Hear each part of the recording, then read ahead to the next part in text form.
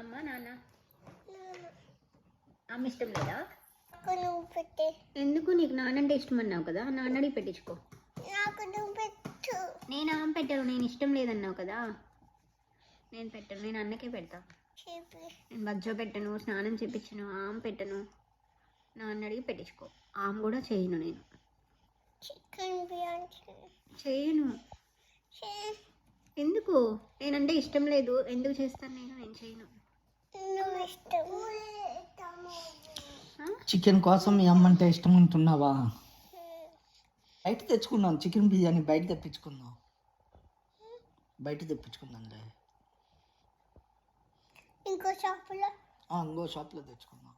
ఇప్పుడు చెప్పు, అమ్మ ఇష్టమా నాన్న ఇష్టమా? చికెన్ కోసం చికెన్ ఎవరు చేస్తే వాళ్ళు ఇష్టమా నీకు? సరే, అమ్మ ఇష్టమా అన్న ఇష్టమా?